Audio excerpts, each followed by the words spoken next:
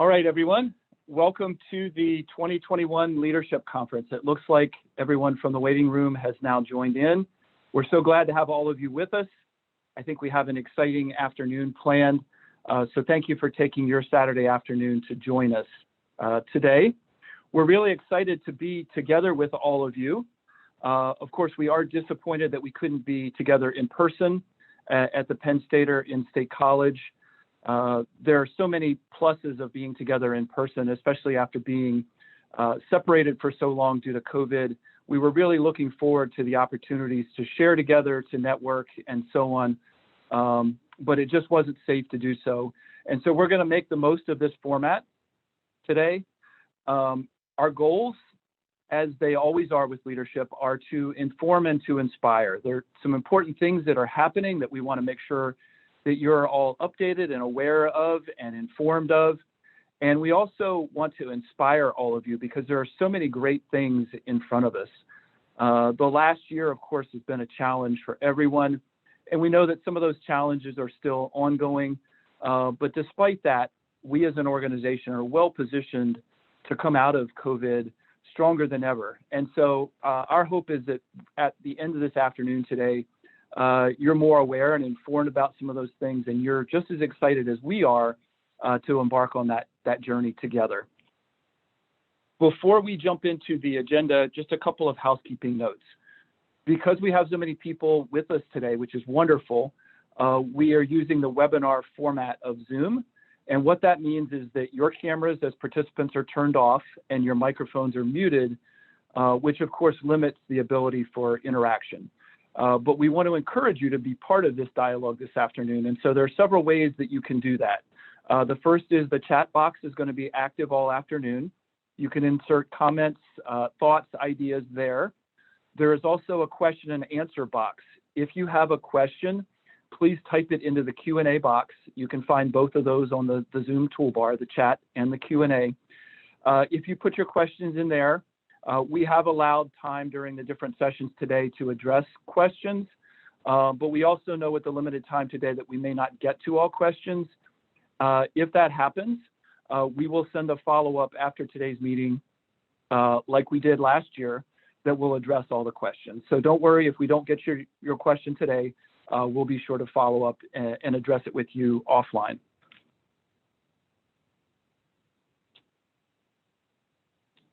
All right, so let's get started.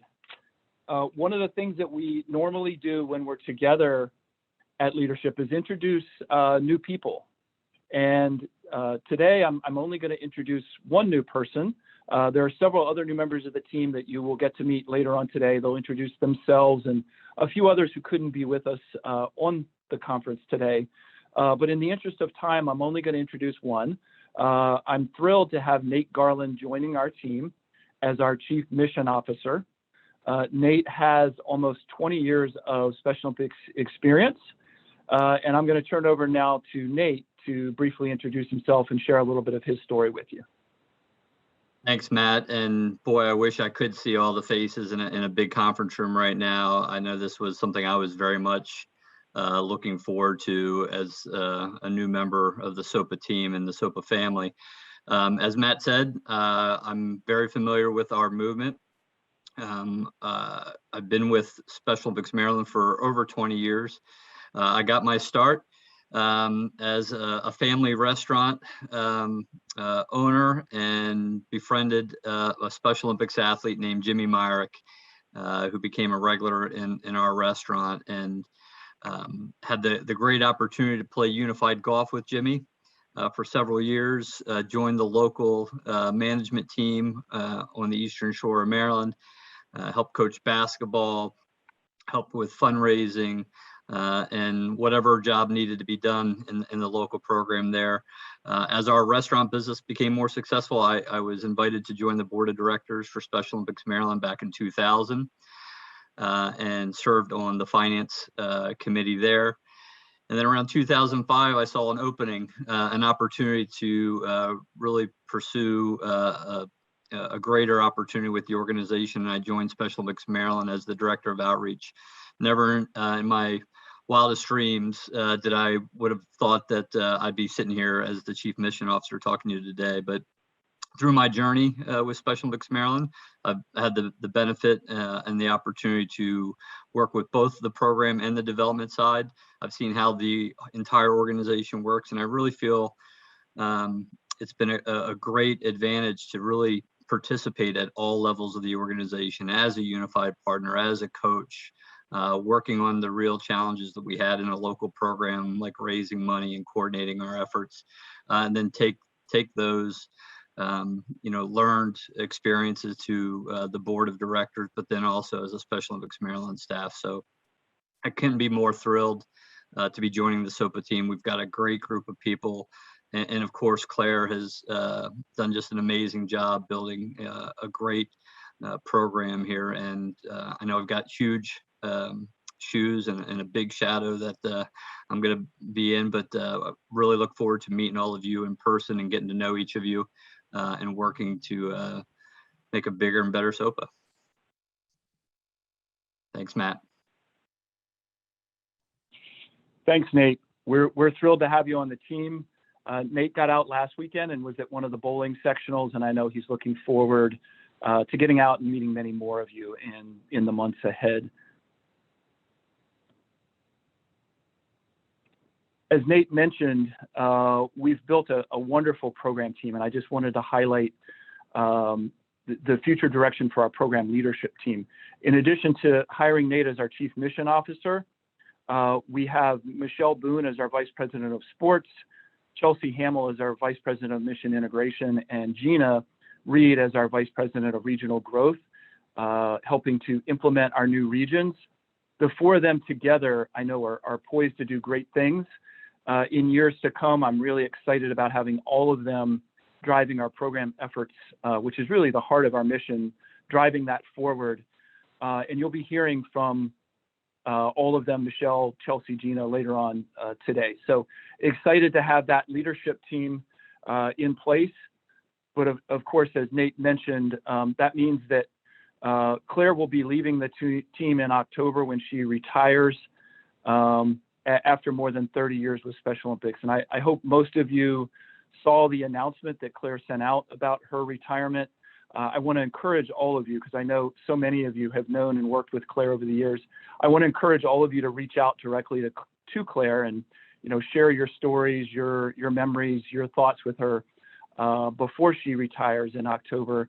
But Claire, now I wanted to give you an opportunity.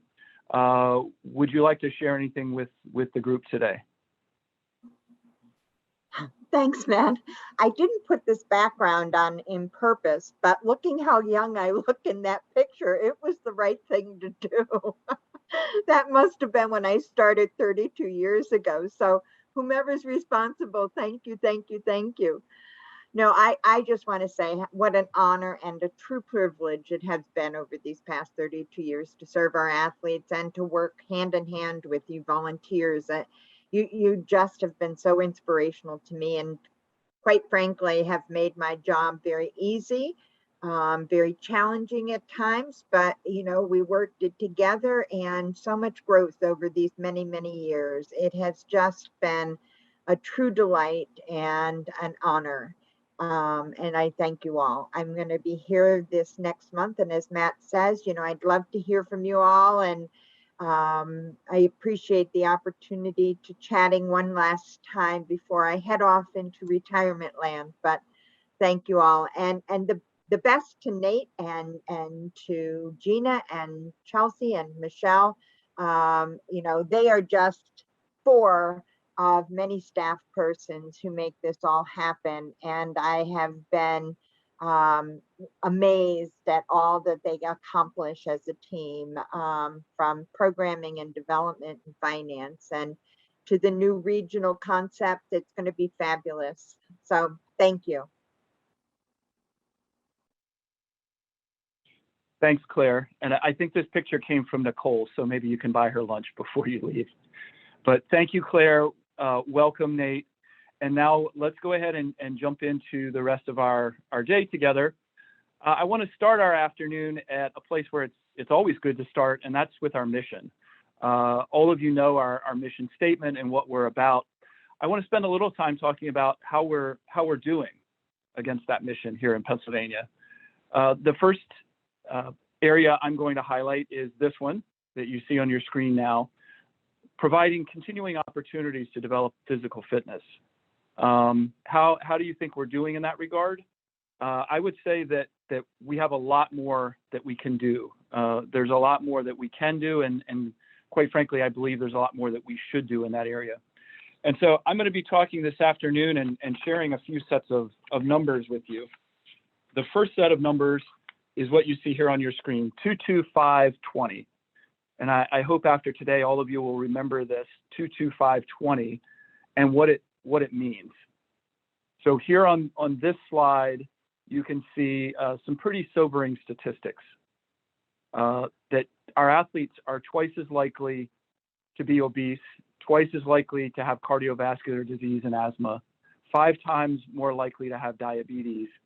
And as a result of those conditions, they die 20 years younger than people without intellectual disabilities. That by itself is pretty staggering. But when you think about a couple of other things, I think it makes it even more important and relevant to us. The first is, this is preventable. These factors, these conditions are things that we can do something about. And then the second point is, if you look at Special Olympics athletes compared to the broader population of people with intellectual disabilities who don't participate in Special Olympics, I've not seen any data that would show that there's a significant difference between our athletes and other people with ID. So what that tells me is that we have a problem that we can do something about. And despite all the wonderful things that we've done in our 50-year history, we're not moving the needle in a significant way for our athletes because their statistics aren't any different right now than the broader population for people with ID. So I believe that this is a call to action for all of us. This is something that we have to do something about. And I'm not the only one who thinks this is important. You see a quote here from Tim Shriver that I think puts this in a great context. And what I'd like to do now is also share with you a quick video from Loretta so that you can hear in the voice and the words of one of our athletes how important fitness is to her. Today, I want to talk to you about the importance of fitness. And I also want to tell you about my fitness journey. But first, I'm going to tell you about the importance of fitness. Fitness is very important, no matter what age you are. It's about movement. So if you do any kind of fitness, it is good, whether it's walking, whether it's just getting up and moving your feet or moving your arms. Like weights, you can actually use cans. Fitness is good for your heart. It's good for your blood pressure, and it's good to move. They say people who have good fitness lives longer. So on average, people who are really fit do live longer. It is very, very important to have fitness. Another thing about fitness during this time, the better you stay fit is the better you will be when it comes back to going to your sport. Well, I think Loretta captured it all there. Improving the health outcomes for our athletes is critically important. And as you'll see later today, it will be an important area of emphasis, focus for us as an organization in the years to come. So more to come on fitness later on today. And now I'd like to talk about another number, and I want to tie this back to our mission as well. How are we doing in terms of providing opportunities to everyone in Pennsylvania who wants to be part of Special Olympics? Well, this number, 23,000, was the goal that we set at the beginning of our last strategic plan. So that plan ran from 2016 through the end of 2020, the end of last year. And when we embarked on that plan, we set a goal of having 23,000 athletes. When we started the plan in year one, 2016, we had approximately 19,000 athletes on board that we were serving.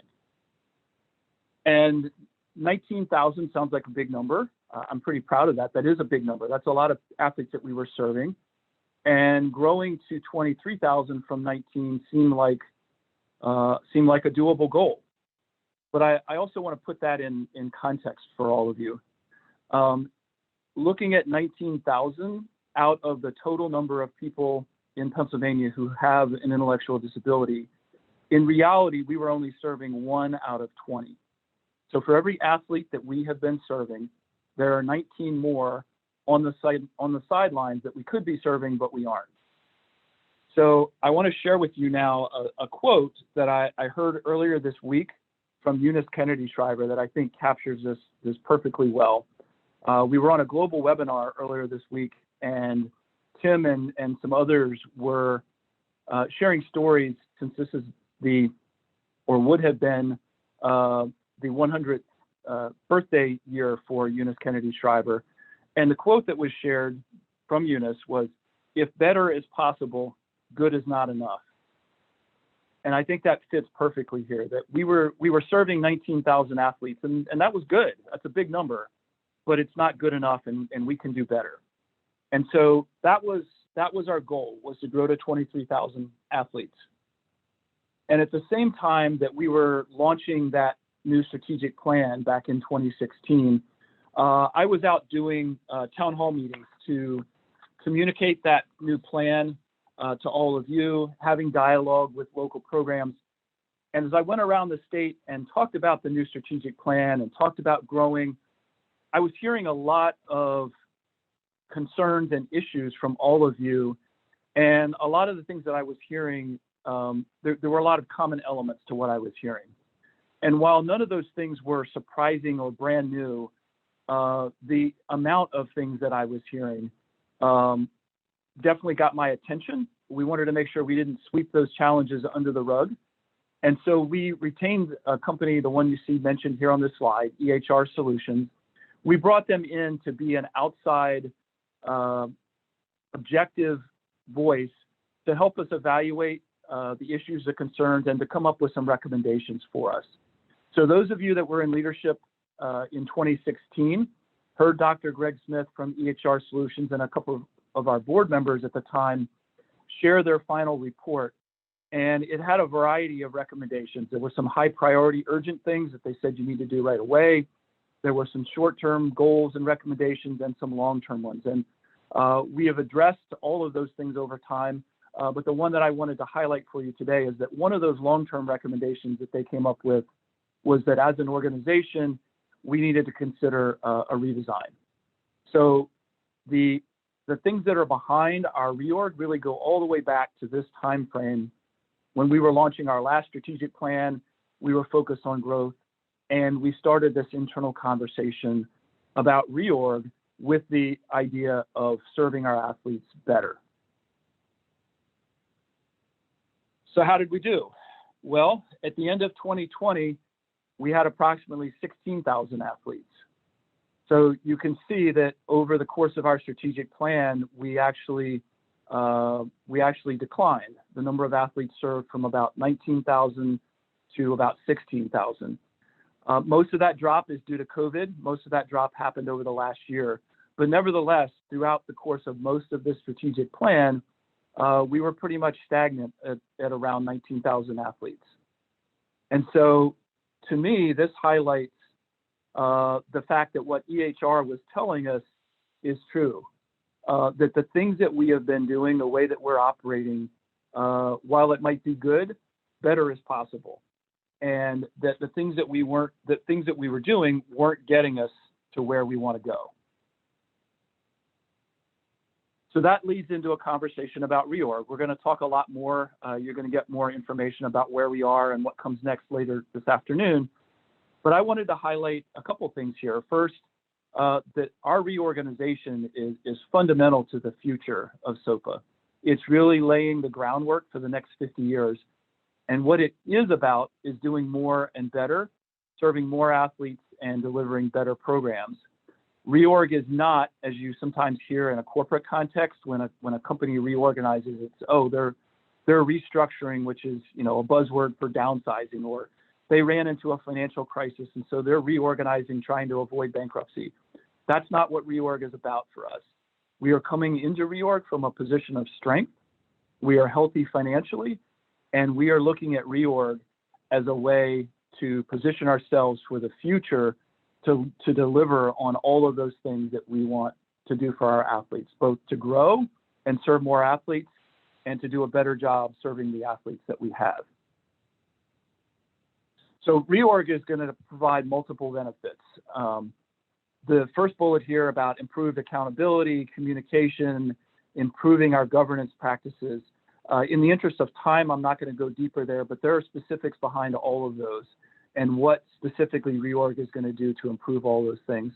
But the thing that I do want to talk about today with all of you is that second bullet point and the subpoints underneath that I believe that one of the key aspects of reorg, one of both the benefits, but also what I think is going to be critical to our success, is creating a joint volunteer and staff team in all of our regions and all over the state.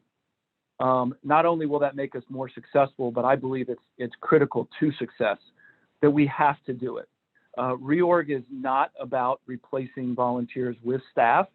It's not about taking over the jobs of volunteers. It's not replacing any of you who are volunteers. We need our volunteers more than ever. But it is about realigning roles and making sure that we come up with and create and structure roles that are appropriate for everyone so that we get the best from everyone to really deliver on our mission. So from the staff perspective, as we create our regions and we add regional staff teams, again, thinking about this in a business context, as a company would when they think about their customers, we're really going to be flattening the organization. We're going to be getting more staff out closer to our athletes. And that will allow us to be closer to our customers and to serve them better and to be more in tune with their needs. For volunteers, we've heard over and over again that we keep adding things to your plate, that we ask too much. We need to restructure roles so that they're manageable, that we focus on your strengths, we reduce the administrative burdens, we provide more opportunities for you to do the things that got you involved with Special Olympics in the first place, which is being involved with our athletes. And of course, for our athletes, reorg holds the promise of more opportunities, better access to different opportunities, and consistent quality around the state. And that leads me to the last number I'm going to talk about today, and that's the number 1. So as important as it is for us to look at serving more athletes and to grow from where we are today, to rebound from the losses from COVID, and to grow and add more and serve more athletes, the most important thing is the experience of every individual athlete. So that's one person, and really behind every individual athlete, the most important relationship that we have in Special Olympics is the relationship between a coach and an athlete. And that's something that through reorg is not changing. That is the core of Special Olympics. That's the heart of who we are. That fundamental, important, critical relationship will always be at the heart of what we do. So reorg is about doing better and aligning ourselves in ways to do that, but it certainly will never replace, and in fact will only reinforce the importance of this critical relationship at the heart of what we do. Before I wrap up here, I wanted to pause and just talk about something that some of you may be thinking about as I talk about the future and growth and all these things. I just mentioned that we have lost some athletes over the last year. This is a period of incredible uncertainty. Things are changing and they continue to change on a daily basis. That is creating challenges for us at the state level. We know it's creating challenges for you at the local program level. And I wanted to just pause here to acknowledge that. We're not going to talk a lot about it in today's presentation because we are talking a lot about the future and where we're going and the things that are going to be coming. But I didn't want to be silent about something that we know is important to all of us. So there are certainly challenges now. We recognize those challenges. I had a wonderful meeting earlier this week with the Greater Lehigh Valley Pocono region programs, teams, and our local programs in the eastern part of the state. And what I heard from many of them was that as you have resumed local training activities, you're seeing some of those athletes coming back who have not obviously been engaged for a year and a half now in person. And many of you were shocked to find that our athletes' health had visibly declined over that period of time. So we're aware of those challenges. We're not oblivious to those challenges. I wanted to make a point that we are here to work with you to address those challenges, and we know that we have to do that before we can move on and do all these other great things. So we're here to work with you on those things. But the final thing now that I want to do to really tee up the rest of the afternoon is talk about our strategic plan. So I've talked with you already now about fitness and how important that is. I've talked with you about reorg and what that means and why it will deliver great benefits. But the thing that connects all of that together is our strategic plan. We have a new plan that the board has now approved for the period of 2021 through 2024. Thanks to many of you, you provided input that helped us create that plan. And like any other sort of roadmap or plan, the strategic plan simply helps us figure out how to get from point A, where we are now, to point B, which is where we want to be at the end of 2024. Our plan is aligned with the global Special Olympics plan that also covers the same period of 2021 to 2024. And our plan, as you'll hear about in a few minutes, is going to focus in three important areas. I just told you about two of them, and you're going to hear more about fitness and reorg. Those are two of our areas of emphasis. And I'm going to leave it up to our strategic planning group to come back and tell you about the third one in a few minutes. In just a second, I'm going to introduce Olga to you, who will introduce the rest of the team, and we'll share that overview. But before we get started with that, I thought it would be helpful to share with you a brief video from Special Olympics International that talks about the global plan. And I think that will be a great way to start the conversation about our plan and how it fits together. Special Olympics shows the world the talents of people with intellectual disabilities, creating friendships and demonstrating the best of the human spirit. And Special Olympics has a vision of a world that's inclusive for all. Because we believe in the power of sports to help everyone live active, healthy, and fulfilling lives. Why do we do what we do? We want our athletes to learn skills, be fit, and feel confident. And just as important, we want our athletes, their families, and other members of our community to live happy and fulfilled lives. We want people without disabilities to respect and value our athletes, just like everyone else. We want to see our communities and local organizations like sports groups, schools, health providers, and companies become more inclusive. Our strategic plan has two main goals. 1, improve and expand local participation in sports and other activities to bring meaningful inclusion to communities. And 2, reach more people and make it easier for everyone to participate through technology. We'll meet these goals by making quality and outreach better through our local programs. We'll empower athlete leaders and other leaders to create more inclusion in their communities. We'll also work with partners to make sure that the way we do things and the places where we do them are always inclusive to people of all abilities. To support all of this, we will use digital technology, find new and different sources of revenue, improve awareness of Special Olympics, and set high standards for how we do our work. But we can't do it without our greater community.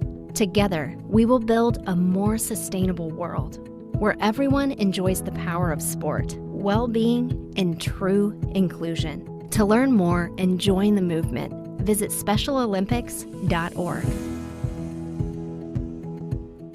It's now my great pleasure to introduce to you Olga Yakimakho.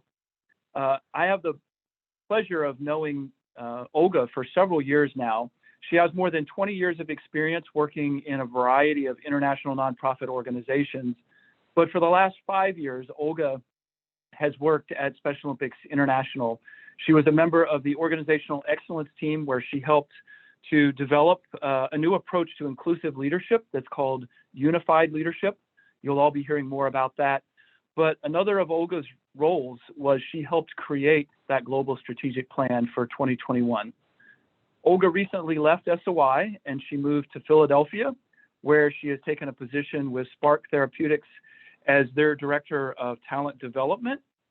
And so we're thrilled that when she came to Pennsylvania, she joined our team to help us put the finishing touches on our strategic plan and make sure it was aligned with the global plan. So Olga, I'm going to turn it over to you now so that you and the team can lead the group through a discussion about our new strategic plan. Great. Thank you so much, Matt, for having me here. And hi, everyone. It's such a pleasure to be part of a program, state program, part of local programs. I moved to Pennsylvania just 2 months ago, and I just really look forward to connecting with the local program here. I'm in Wallingford, PA. If anyone from media region is on the call, please reach out to me. I want to talk to you. But I'm absolutely thrilled to be seeing the video that I helped create when I was at SOI. And I'm thrilled to be working with this amazing group of people at Special Olympics Pennsylvania who invited me to help support the strategic planning work and to talk to you about that. I want to say that while it is amazing that Special Olympics Pennsylvania global plan is really working off the Special Olympics International global plan, I really apologize. My daughter is banging on the door, so sorry for the interruptions. I really am amazed how Special Olympics Pennsylvania team took the global strategic plan and make it yours. As Matt mentioned, there were consultations with some of you, maybe many of you who are on the call today, but I'm really amazed what they managed to put together for the next 3.5 years now. So thank you to everyone who made contributions to creating this plan. So in the session today, we're going to talk about 5 things, but really the focus is on you. The strategies can be complex and challenging to really understand. So we want to, if we go to the next slide, we want to talk to you about the need to have a SOPA strategic plan. But I think really most important, what does it do for each of you in the local program? And I think the most important thing is what impact does a strategic plan have on the athletes that you work with? And how will the new strategy affect every one of you? And what's your role in the strategy? And I do wish that we were in person so that we could have a conversation around this. But I do encourage you to put questions in the chat, in the Q&A window. And I do really want you to be engaging with us through the chat window. So please, comments in the chat, questions in the Q&A box. Let's have a conversation. So if we go to the next slide, I think you talked about that. What is a strategic plan? I'm pretty sure you talked about that over the last couple of years, and Matt also explained what it is, what it does, but in very simple terms that I like to talk about strategy, it's the North Star. It's a set of strategies and approaches that help each of you to be doing the most important work that is happening at the grassroots, at the local level. And what does a strategic plan do for local Special Olympics programs? I encourage you to share in the chat window now, how has it helped you in the past? What does it do for you? It could be one word, it could be 2 words, but please do share in the chat window. And I see Kelly just chatted with me, Delaware County. I'll definitely get in touch with you, Kelly. Thank you so much. So why do you need a strategic plan? How does it help you? Put anything in the chat window. And as you're doing this, just want to, from where I how I understand strategy is that it allows you to focus your energy on what matters most to you. It allows you to coordinate with each other across SOPA, and also coordinate with the others in the US and internationally, the things that you all do to bring all of the athletes into, all of people with intellectual disabilities into the movement that we can reach. And also allows you to react to changes in the environment. And right now, as Matt referred to uncertainty, there is a lot of uncertainty everywhere. But there are also opportunities with this uncertainty, and the strategic plan really focuses on those opportunities in the environment. So I do want to also recognize the challenges that you are dealing with right now after 18 months of being in the pandemic. But as things open up and stabilized, the foundation that SOPA has helped to build is going to have you sprint a year from now, because the solid foundation is built. So thank you so much for typing in the chat your inputs. I absolutely agree that it helps, really helps get towards the goal, because there are so many different paths. Strategy helps you choose one or two or three, in this case, and just follow that path. It really helps you to improve, because you keep learning from each other and with each other, because you're all doing the same thing. Thank you, Regine, who said that regionalization is the best thing you've ever done, because it gets closer to, gets Special Olympics closer to each athlete, opened up more opportunities. So thank you for your input. You're absolutely right. So as I said, strategy can be complex and difficult to understand. I want to make sure that SOPA team has made it really clear and simple as 1, 2, 3. You can click through. So first of all, there's one vision. The vision is the ultimate state that you are trying to achieve. So let's think about it as something that rallies people around and fills our routine with excitement, hope, and positivity. And you saw the vision in the video, and we're going to talk a little bit about it in a second. It really paints the vivid picture of success. The important thing to know about a vision is that it does not is not limited to one strategic planning cycle. It's more timeless because it's very difficult to achieve it, considering the complexity of challenges that we are seeing in the society today.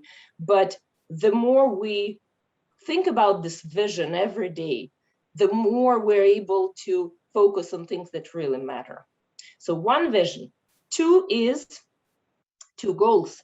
The goals are very high level statements. They're overarching, but they are limited to this strategy, to the next 3.5 years. And they really show the result of your hard work. So we'll talk about that. And the third, and last but not least, but most important for all of you, is areas of emphasis that Matt started introducing to us. They are the focus of your work that you are doing every day in your local programs. And they just show the importance of everything that you're doing at the local level, of how it all comes together as this one strategy. So let's dive in. Going to the next slide, that's the vision that you saw in the video. It is an inclusive world for all, driven by the power of sport, through which people with intellectual disabilities live an active, healthy, and fulfilling life. So Matt shared a number, 1 out of 20. And as you see in this vision, which is really the depiction of the vision that Eunice Kennedy Shriver created 52 years ago, it is about all people with intellectual disabilities. So if we're only reaching 1 out of 20, how is our work helping the 19 people with ID that we're not reaching? So keep that in mind as you think about this vision. And then it is about ultimate impact of people with ID living active, healthy, and fulfilling lives. I really like the word fulfilling as opposed to productive, that is in the general rules of Special Olympics.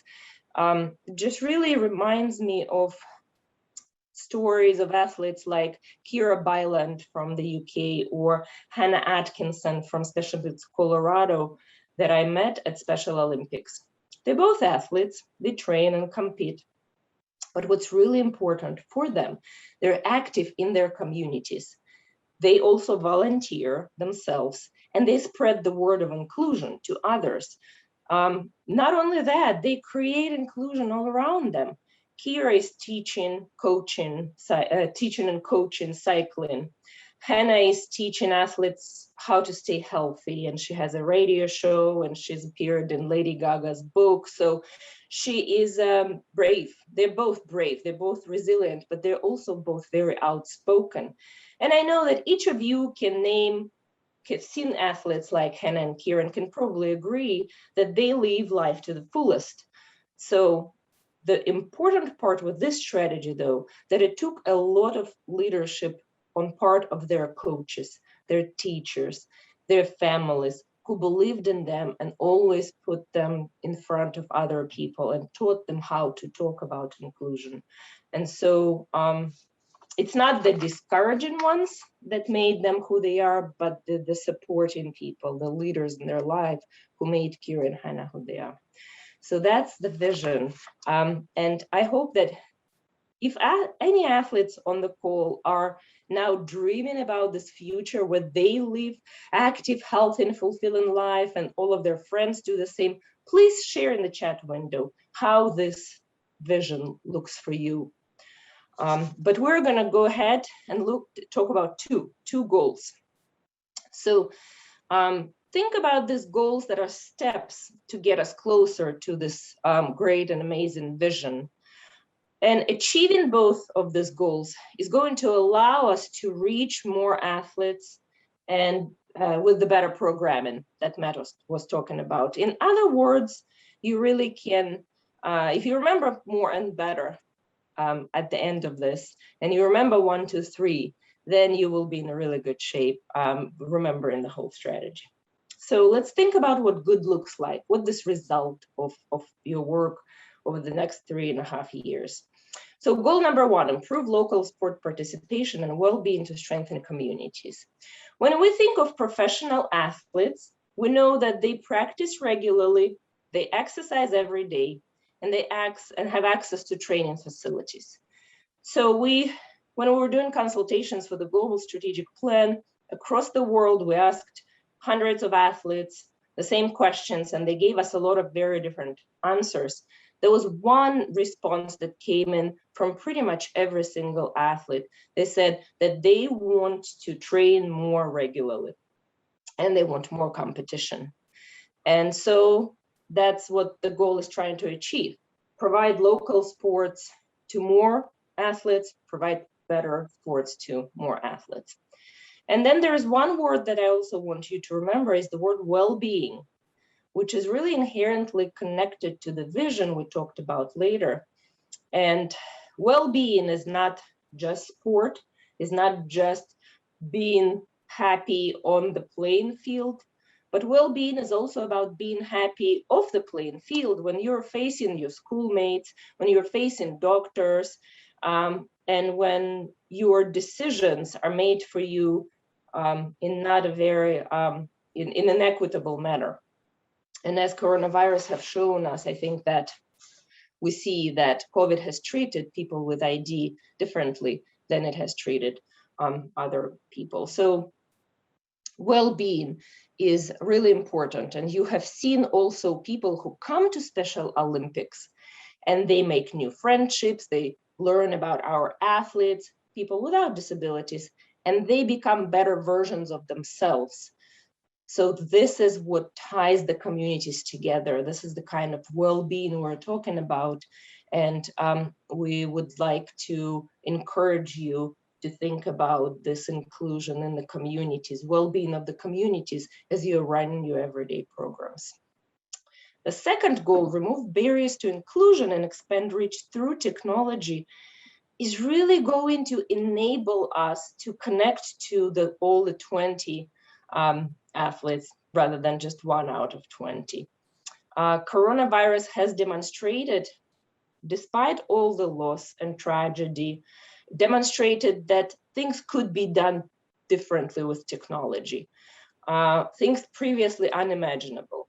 We have seen athletes who create new home exercise programs. We have seen athletes who connect with others on social media, connect across borders, connect across the world more because they have the time and they have the tools to do that.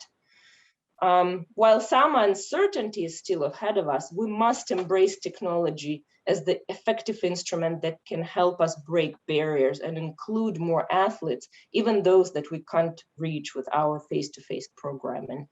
And also operationally, the SOPA team has a lot of new ways of using technology to make your work easier through standard training, through standard processes, procedure certification. So they will be sharing that with you a little later today. So please keep these two goals in mind as you proceed with today.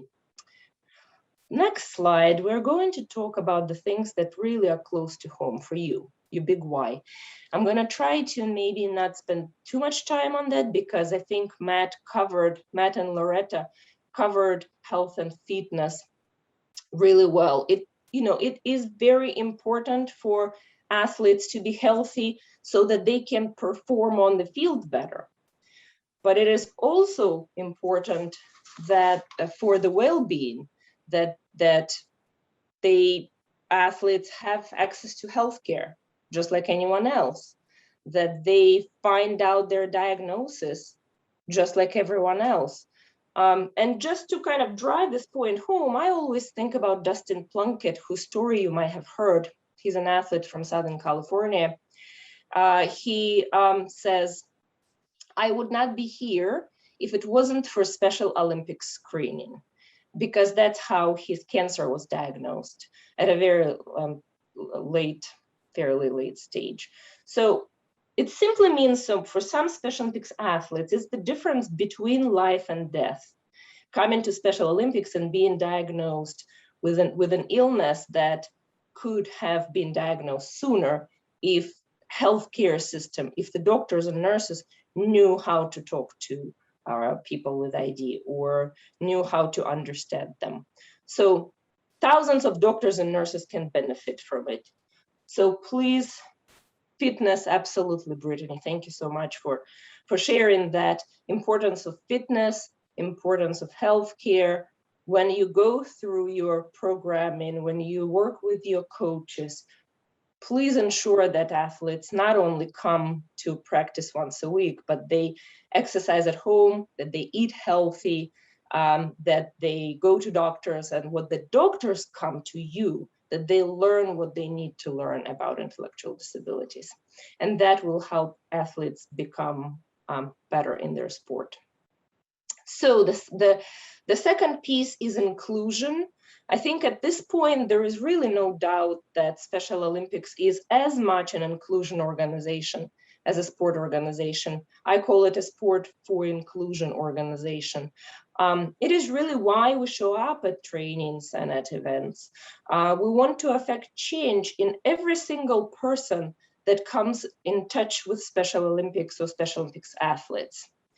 And as I told my stories of Hannah and Kira, if it wasn't for people around them who believed in them, that they are unstoppable, that they can achieve, they would not be where they are today.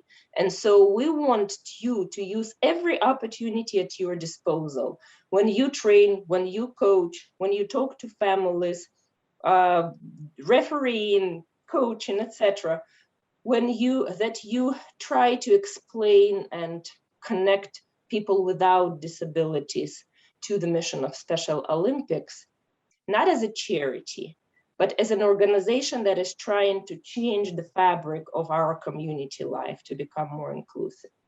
So this is really, really, really important. Third, last but not least, is the amazing work that SOPA has done with bringing Special Olympics to every community in Pennsylvania. It is directly linked to more and better. We really should leave no community without the incredible gift of Special Olympics. When I was in Maryland, my son was going to the elementary school, the first thing I asked their principal is, do you have Special Olympics? And luckily she said, no, we don't, but we want to. And a year later, we had young athletes playing at that school.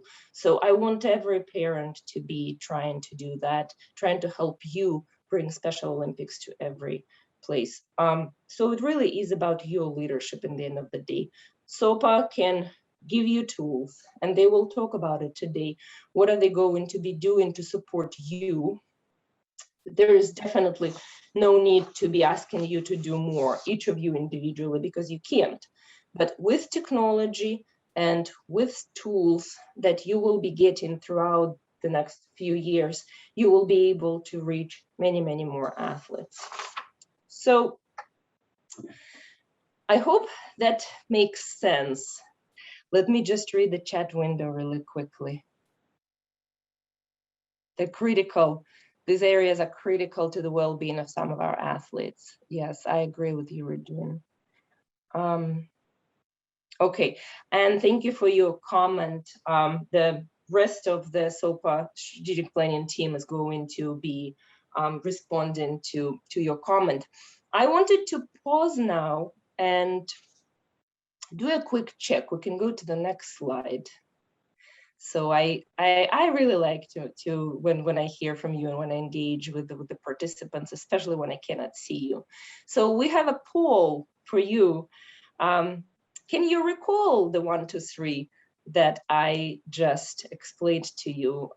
Really quick, 2 questions. Please make your selection. On the first question, you need to select 2 goals. And on the second question, you need to select 3 areas of emphasis of the strategic plan. Let's see how attentively you're listening.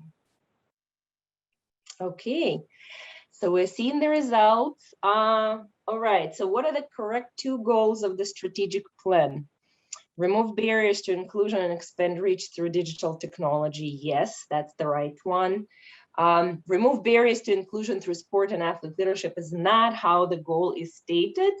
However, those are really important components of your work. So that the second one is not the right response, but still a good one. Third, increase local sports participation to strengthen community. That's a part of the goal. The last one, improve local sports participation and well-being to strengthen community, is the right one. So I'm really pleased that most of you have selected the remove barriers to inclusion and expand reach through digital technology, and the last one. Thank you so much. And then the second question, I'm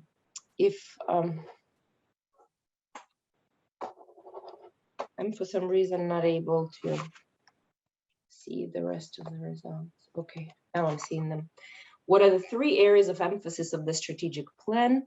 So the right responses were inclusion. Great, thank you so much. Then the regionalization has a lot of responses, and health and fitness, 73%. Thank you.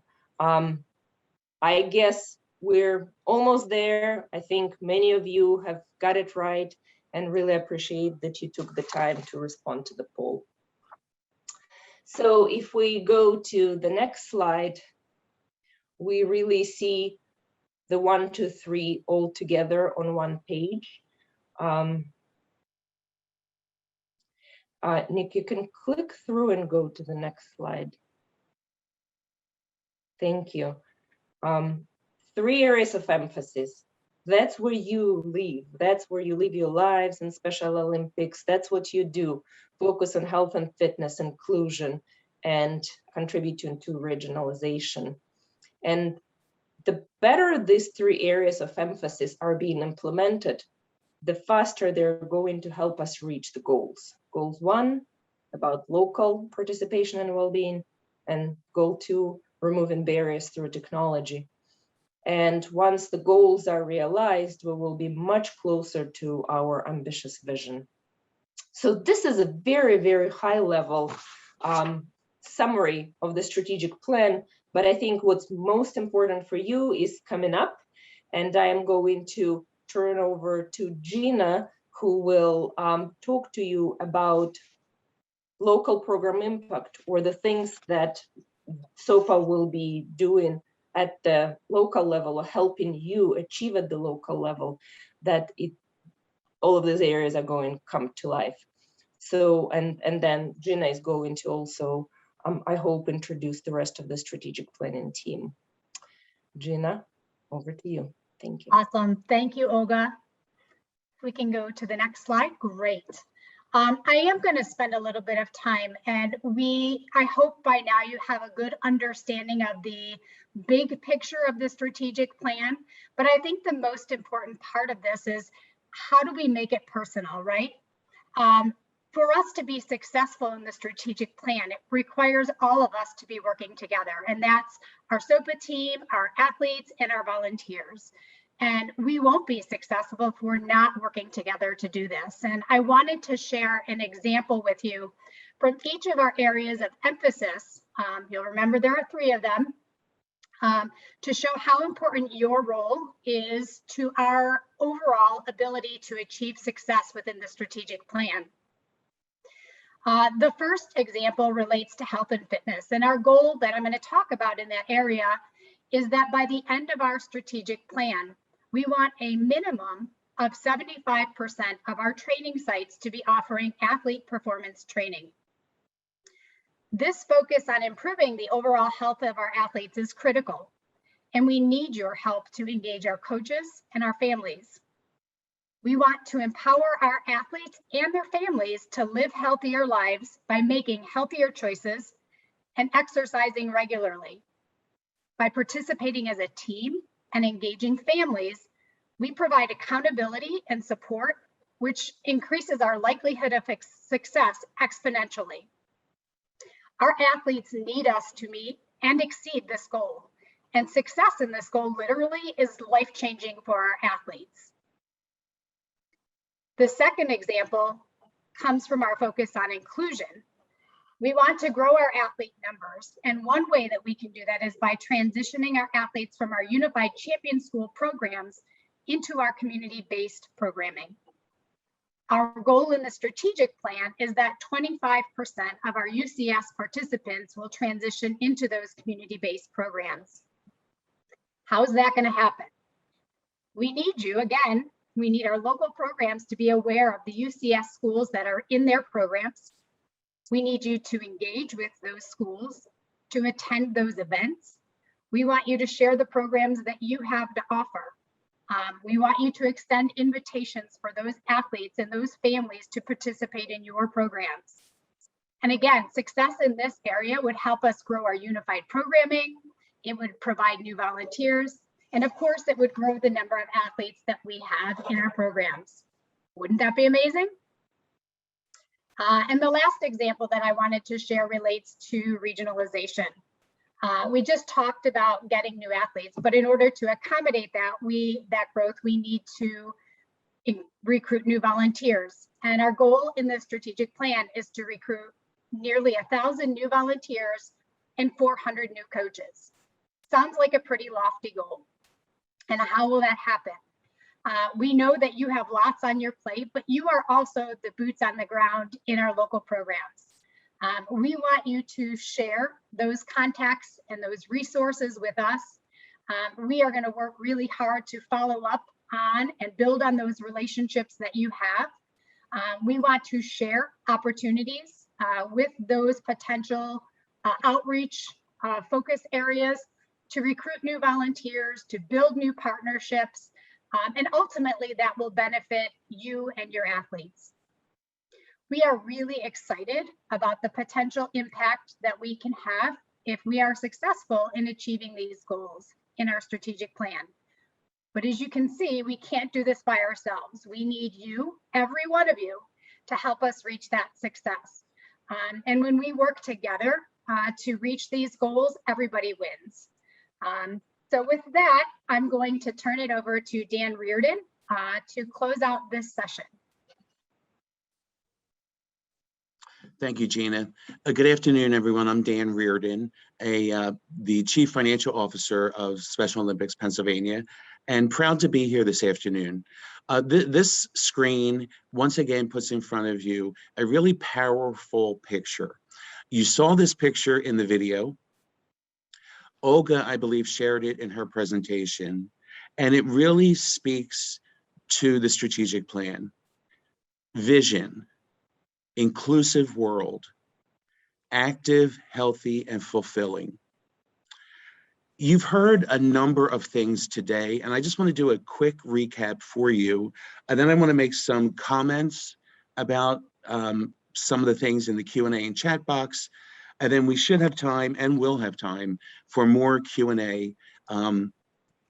But some of the things you heard today, you heard from our president and chief executive officer. We can do better. And this strategic plan will help us do better. We need to do more by improving participation, removing barriers. These are exciting times to come, but it's not so exciting right now. Right now, as you know, we are in the midst of a pandemic, which is almost like a roller coaster. You know, the numbers go up, the numbers go down, the numbers go up, the numbers go down. Despite all of that, we still need to stay active, healthy. The inclusive world is within our reach. We can do this. We are a great team of athletes, a great team of volunteers, and a great team of SOPA staff. This is within reach. I wanted to comment about some of the chats, and particularly the poll. While there were correct answers, there were no incorrect answers. There were not as complete answers.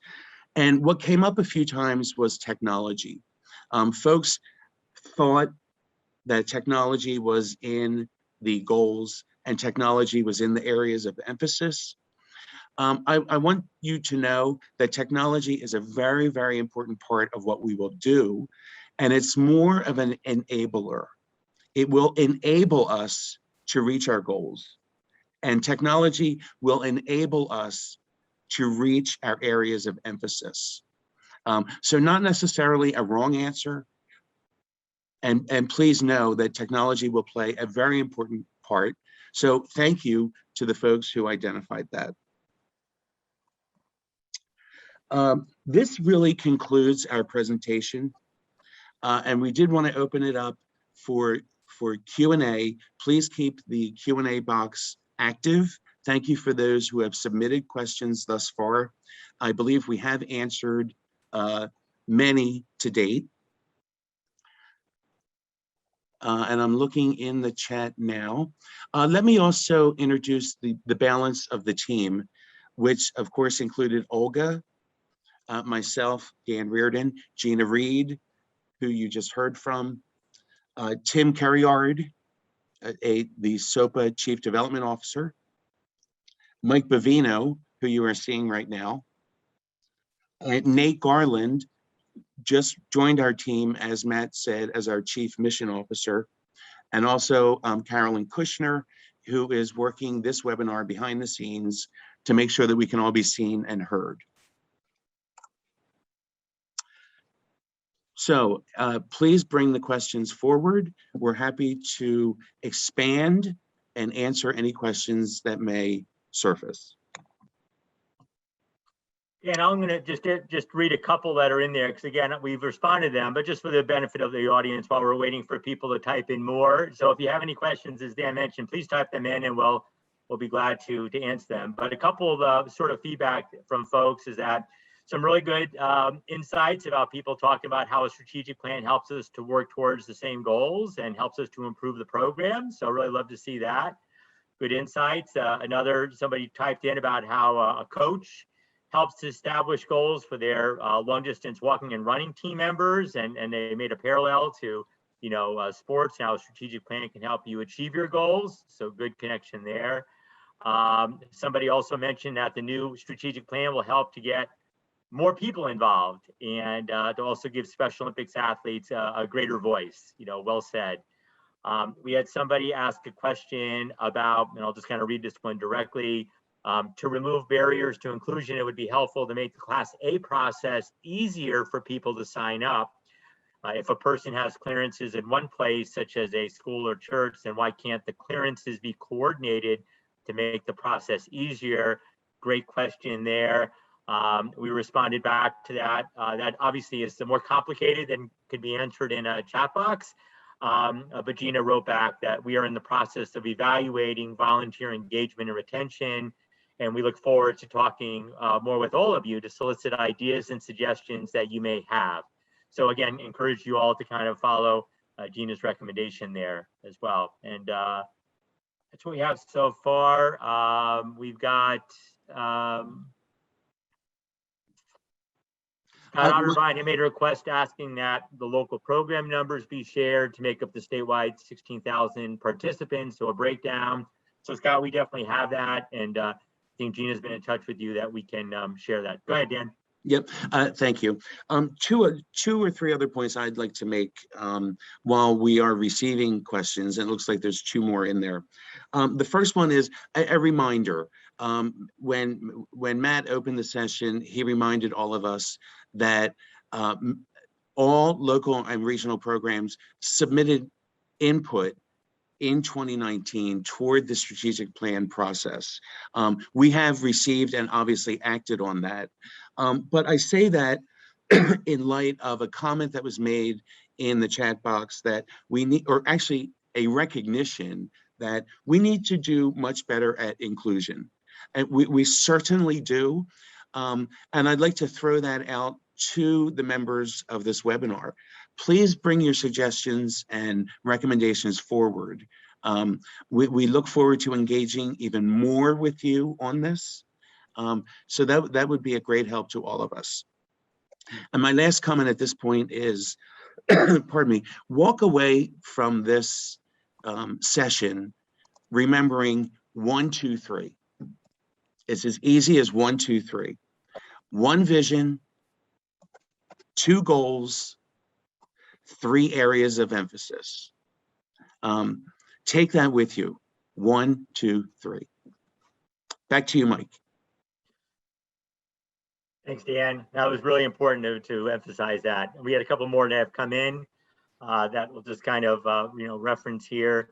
Good question just came in about an interest in the local programs, knowing about the coaches who are doing unified champion schools, in the schools in their community. That is something that we can and will share with the local programs, so they'll know which individuals in the schools in your counties are conducting unified sports and the coaches who are delivering those programs. Got a question in here. Can we also make athlete contracts transferable so you don't have to do a separate one for every single sport? I'm not certain I can really answer that one, Reggie, so I'll ask Gina to perhaps type that in for you. I'm not clear as to what an athlete contract is that you're referring to, but there we go. Thank you, Gina. We'd love to help support the unified school programs, but in order to do that, do they or staff have to communicate that information to us in the local county in a timely fashion? Yes, so Sally Ann, the way it works is that the local programs are informed whenever there's unified champion schools in their local programs, and then there's a transition plan that's underway that tries to connect the schools directly with the local programs. Our goal is to have those students who are participating in UCS become actively involved in your local program. And so there's been materials that have been created, and those will be shared with the local programs as we start the new school year. Tari, we have another question here. They should increase more people to get involved with Special Olympics to promote that at all schools, workplace, TV ads, sporting events, social media, and everywhere. Yeah, that's great. Good suggestion about, from a communication standpoint, how we can, continue to promote using a variety of different communication channels, whether that be social media, whether it be traditional media, but really good feedback there, on that. Let's see. All right, we're still waiting, Dan, to see if we're up to date right now for all questions that have been entered so far. That's great, because we are just about out of time. So I did want to say a hearty and heartfelt thank you. Thank you for the chats, for the Q&A, for listening intently. Remember, takeaway 1, 2, 3.